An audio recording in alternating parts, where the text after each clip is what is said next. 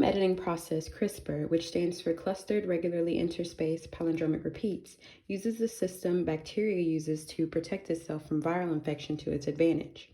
First, the guide RNA is designed that matches the target undesirable gene. It is then attached to the Cas9 nuclease, which guides it to the target. After the guide RNA matches with the gene we want to get rid of, Cas9 then cuts the DNA. The cell will then try to repair itself, which can lead to errors and gene mutations, causing the gene to lose its function. This is called a gene knockout, meaning to completely silence the gene. This is RNAi, or RNA interference.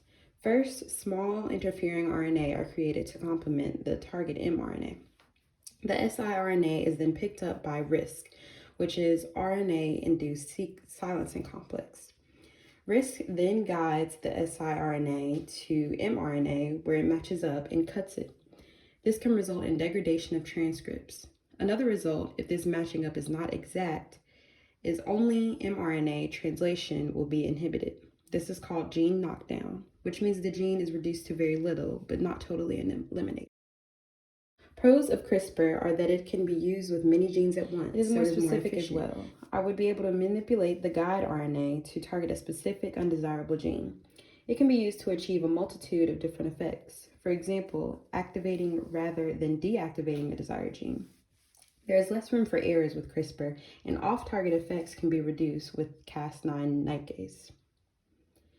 Cons of CRISPR are it's harder to design and more restricted in where it can bind, since it can only bind adjacent to PAM.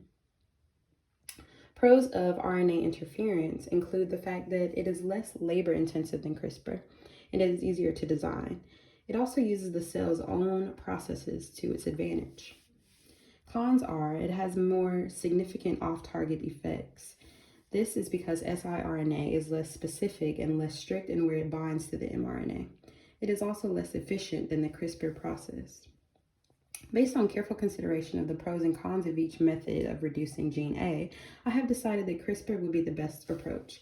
Since I don't know much about this gene and I am trying to better understand it, I need an approach that is highly specific and efficient. I do not want some of the off-target effects that can result from using RNAi, and I would like to minimize the risk.